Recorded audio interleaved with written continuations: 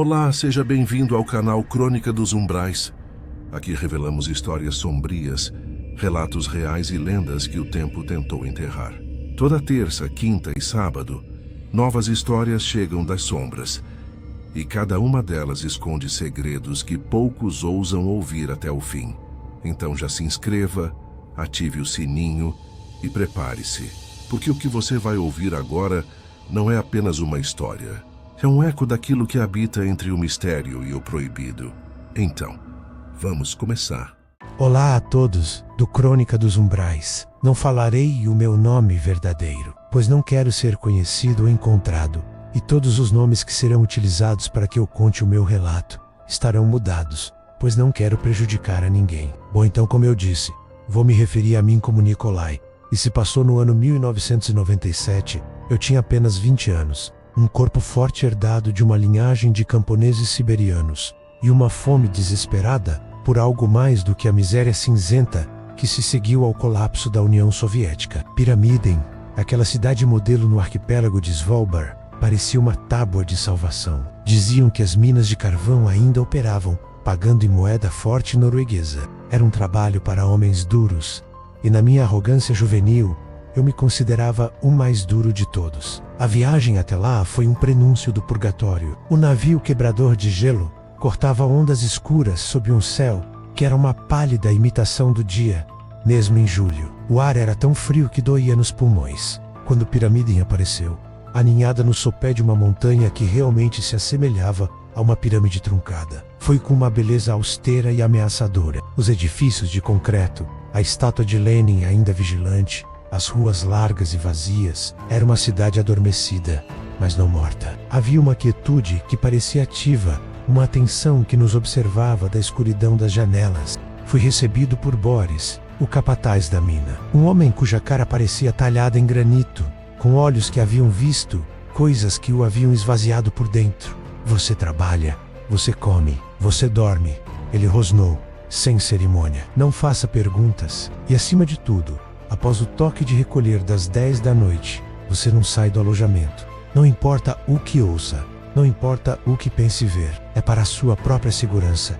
Eu ri por dentro. Regras para assustar novatos. Pensava que eram lendas urbanas para manter os homens disciplinados. Meu trabalho na mina começava às 7 da manhã, e ao entrar nela, era como ter todos os sons do mundo sugados para longe. A escuridão era absoluta, quebrada apenas pelos feixes fracos de nossos capacetes. O ar era pesado, cheirando a pólvora, suor e uma umidade antiga. O som constante era das nossas picaretas contra o carvão. O rangido dos suportes de madeira e o eco distante de água pingando em algum lugar nas profundezas. Era um trabalho bem puxado, mas eu estava gostando da rotina e do sossego e estabilidade que ele me dava. Mas, na minha segunda semana, as coisas começaram a mudar. Primeiro, foram os sons.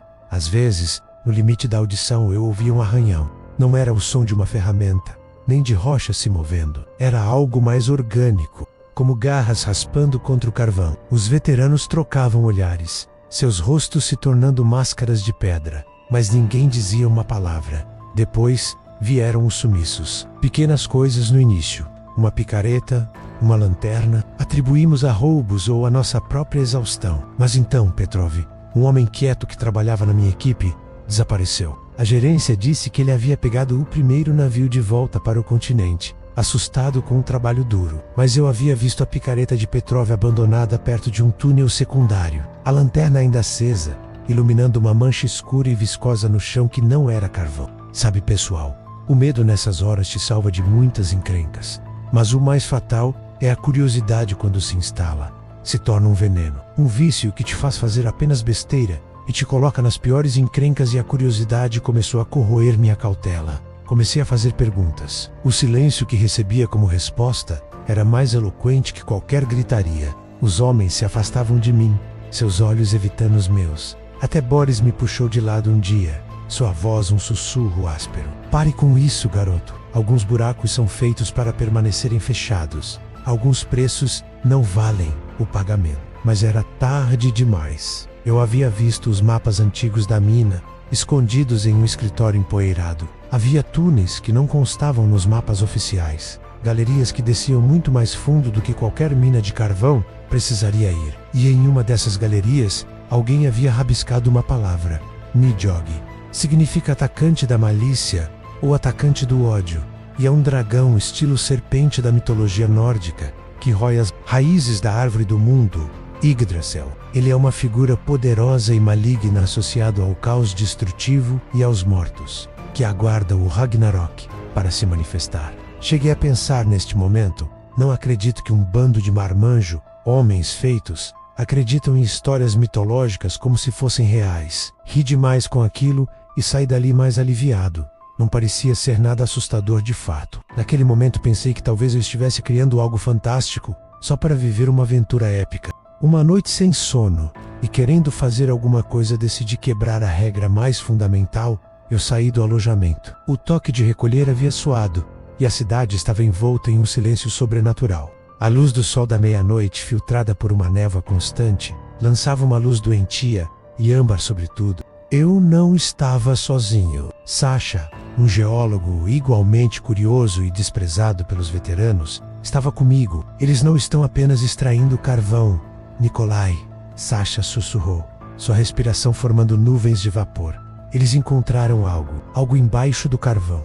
Uma formação rochosa que não é deste mundo. Eles chamam de aveia. Sasha, não tem nada disso não. Eu fui até o escritório e fucei por lá. Eles estão falando sobre uma mitologia, algo sem sentido. Mas Sasha insistiu, disse que precisava ir ver com seus próprios olhos, já que ele era um geólogo experiente. E disse, eu vou com ou sem você, preciso descobrir o que tem de errado nessa mina e o que os veteranos tanto escondem. O mais estranho é o número de mineradores diminuindo.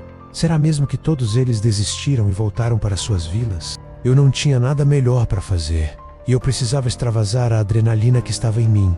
Então, resolvi ir. Nossa meta era a entrada 7. A escuridão lá dentro era agora opressiva, viva. O ar parecia mais denso, mais difícil de respirar. Seguimos por um túnel lateral, um que não era usado há anos, suas vigas de madeira curvadas e quebradas, como ossos de um animal antigo. O arranhão que eu ouvira antes agora era mais claro, um sussurro raspante que parecia vir das próprias paredes. O túnel desembocou em uma câmara que não era natural, nem feita por mãos humanas. As paredes eram de uma rocha lisa e negra como ébano, mas pulsava com uma fosforescência pálida e doentia. Padrões complexos, geometrias snau-euclidianas, eram inscritos nela, não talhados, mas sim como se a rocha tivesse se formado ao redor deles. No centro da câmara, tinha um poço, não um poço de mina, mas uma abertura perfeitamente circular, que descia até uma escuridão que a luz de nossas lanternas não podia penetrar. Era dela que vinha um frio intenso, que não era do Ártico, mas sim do vazio entre as estrelas. E um cheiro podre e doce, como carne antiga e mel. E então, vimos o primeiro deles. Ele se moveu da escuridão atrás do poço, uma silhueta desengonçada e alta demais para ser humana. Sua pele era da cor do carvão úmido, brilhando sob a luz fraca. Seus membros eram longos e articulados de forma estranha, terminando em garras que rangiam contra o chão de pedra. Não tinha olhos, apenas cavidades profundas e vazias, mas eu sabia que nos via. Pior, eu podia sentir seu olhar, uma pressão física em minha mente, cheia de uma fome ancestral e de um desprezo infinito por nossa frágil existência. Era uma criatura do mito, daquelas que os antigos nórdicos temiam. Nidhogg, o dragão que rói as raízes de Yggdrasil. Só que não era um dragão, era algo pior, algo que se aninhava nas profundezas do mundo, se alimentando de sua essência, e que agora, nós, em nossa estupidez arrogante, havíamos despertado. Sasha soltou um gemido abafado. A criatura virou sua cabeça sem rosto em nossa direção. Um som saiu dela, não da boca, pois não tinha uma, mas do ar ao seu redor. Um sussurro de 1000 vozes secas e raivosas, sussurrando promessas de dentes e escuridão. Corremos. Não nos importávamos com o barulho, com a direção. Corremos pela escuridão, o som das garras raspando contra a pedra ecoando atrás de nós, cada vez mais perto. O sussurro enchia minha cabeça, prometendo torcer meus ossos, beber minha medula e usar minha pele como um casulo para suas crias. A escuridão da mina não era mais apenas a ausência de luz. Era um fluido espesso e hostil que se colava à nossa pele, tentando nos retardar. Nossas lanternas, aquelas pobres hastes de luz tremeluzente, dançavam loucamente pelas paredes, criando sombras fugidias que se contorciam como dedos ossudos, tentando nos agarrar. Cada batida do meu coração era um martelo de dor no meu peito, um ritmo frenético de puro pânico. O ar, já pesado e viciado,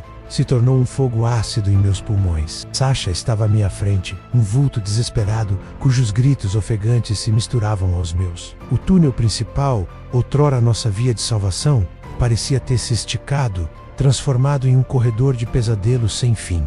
O som das garras não vinha mais apenas de trás, ele ecoava de todos os lados, como se as próprias paredes de carvão estivessem vivas e rangendo seus dentes.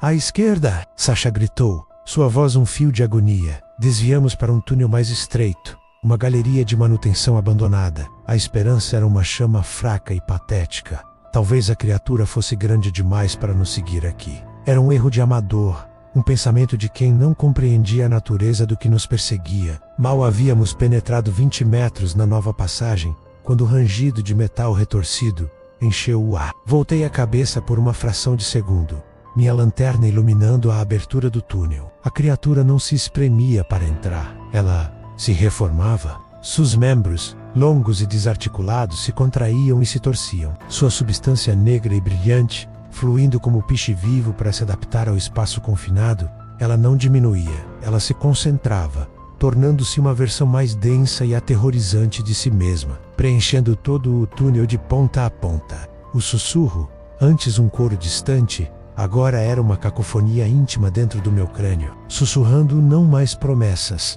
mas instruções. Pare, descanse, sua carne está cansada, sua mente está fraca. É mais fácil deixar eu te pegar. Meu Deus, Nikolai, ela está vindo. Sasha choramingou, e eu pude ouvir o choro em sua voz. A coragem dele, outrora alimentada pela curiosidade intelectual, havia se esgotado completamente, restando apenas o terror animal. Corremos mais fundo, nossos passos ecoando de forma doentia, no espaço apertado. A galeria terminava em uma pequena saleta, cheia de velhos barris de óleo e ferramentas enferrujadas. Um beco sem saída. O cheiro doce e podre, como mel estragado sobre carne em decomposição, tornou-se opressivo, preenchendo o pequeno espaço.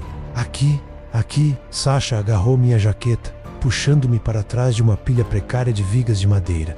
Apagamos nossas lanternas. A escuridão que se seguiu foi a mais absoluta que já experimentei. Era como ser enterrado vivo. A única luz era a fosforescência pálida e doentia que emanava da própria criatura. Uma luminescência fantasmagórica que pintava as bordas dos barris e das ferramentas com um brilho sobrenatural. O som de suas garras raspando contra o chão de pedra era metálico e lento. Uma marcha fúnebre e deliberada. Ela sabia que nós estávamos encurralados. A perseguição havia acabado. Agora era a caça. O sussurro diminuiu para um zumbido íntimo personalizado. Na escuridão, contra minhas pálpebras fechadas, eu via imagens. Via a minha própria mão, pálida e inerte, sendo levantada por algo escuro que se infiltrava sob a pele, movendo os dedos como um marionetista. Via Sasha, seus olhos abertos e vazios, sua boca se abrindo para deixar escapar não um grito, mas um enxame de pequenas sombras que zumbiam. Eu pressionei meus punhos contra os ouvidos, mas era inútil.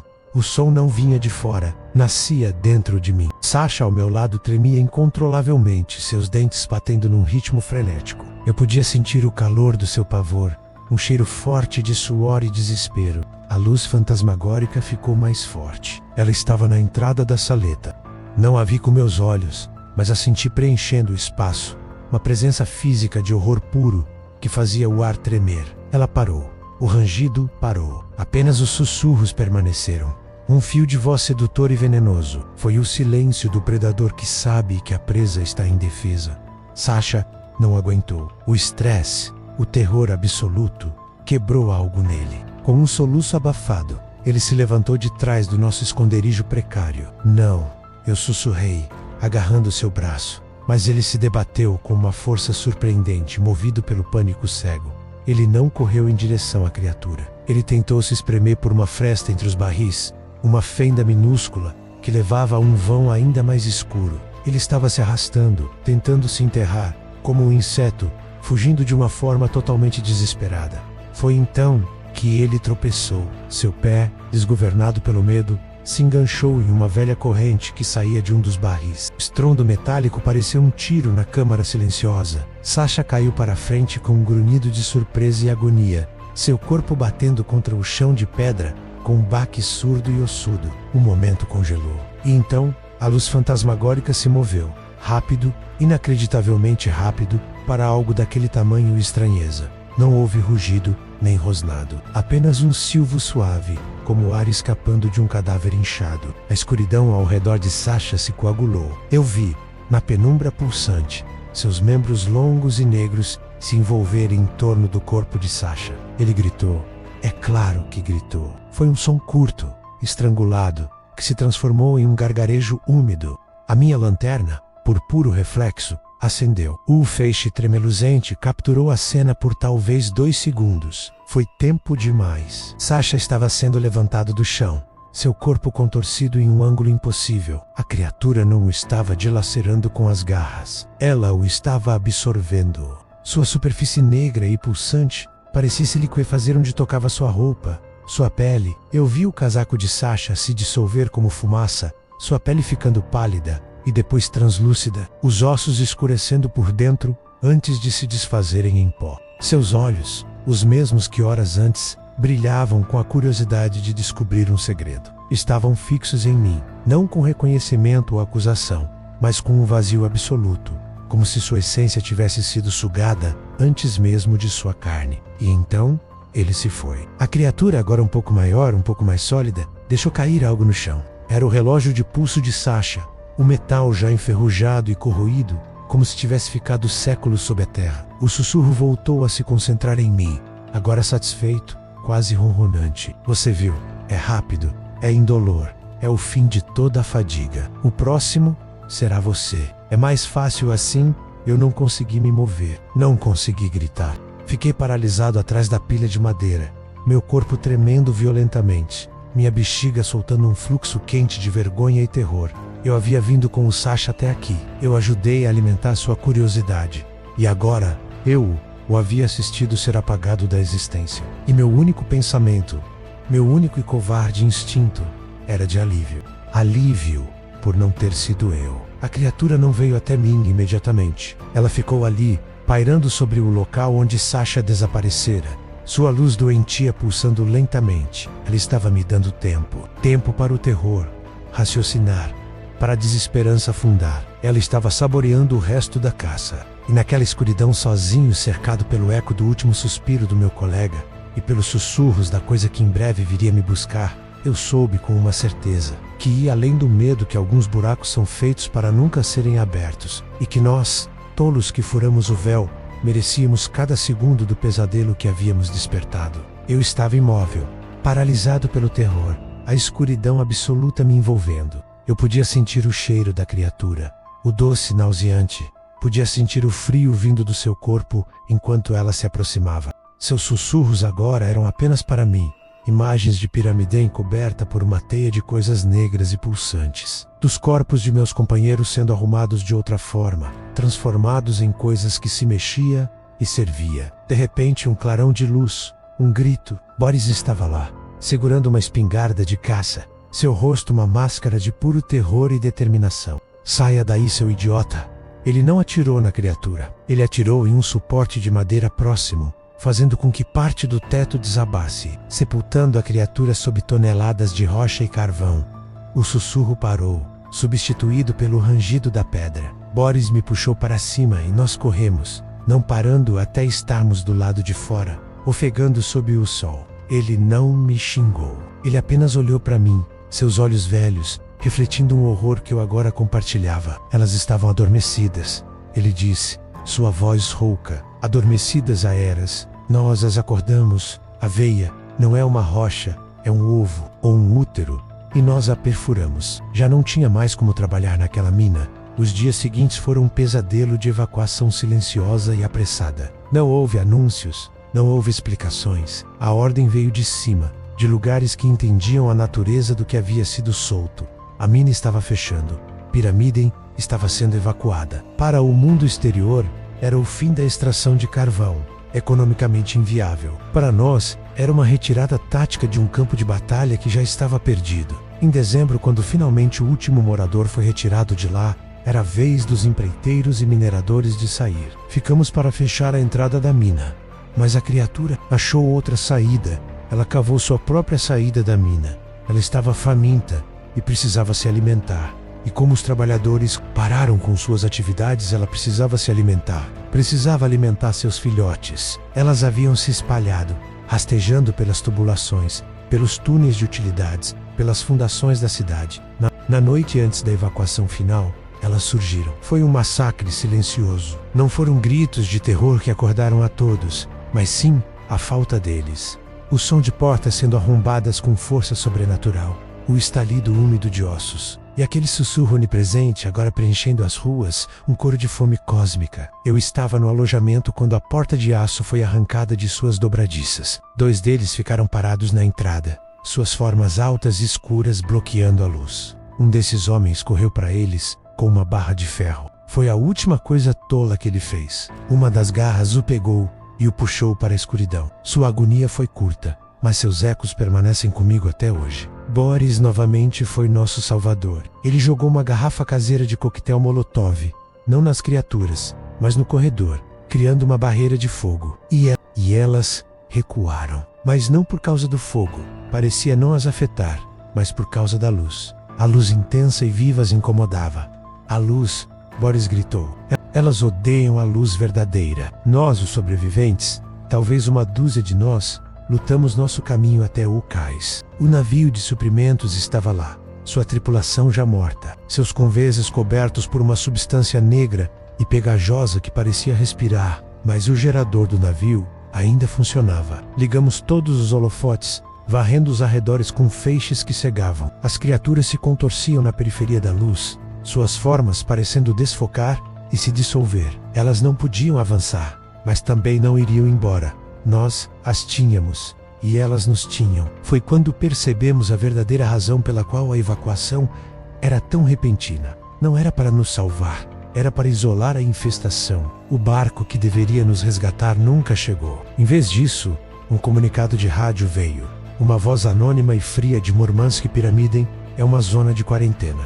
Nenhuma entrada, nenhuma saída. Que Deus tenha misericórdia de vocês. Eles nos abandonaram. Eles selaram nosso destino e o de qualquer alma tola o suficiente para se aproximar daquelas margens. Nós não conseguimos sair de barco, o motor não funcionava e não tinha ninguém que entendia de motor de barco. O ar estava ficando mais espesso, mais difícil de respirar, como se a própria atmosfera estivesse sendo envenenada. A fuga final foi um ato de desespero. Um velho helicóptero de transporte, um Mi-8, estava no heliporto da cidade. De alguma forma, Boris conseguiu fazê-lo funcionar. A decolagem foi caótica, sob um céu que agora parecia mais escuro, sem nenhuma estrela, com formas se contorcendo nas nuvens baixas. Eu fui o último a subir, minhas mãos escorregando na escada de corda. O sussurro das criaturas preenchendo minha mente, prometendo que eu nunca estaria verdadeiramente livre. De cima, fiz minha última vista de Pyramiden. E não era uma cidade fantasma, era uma colmeia.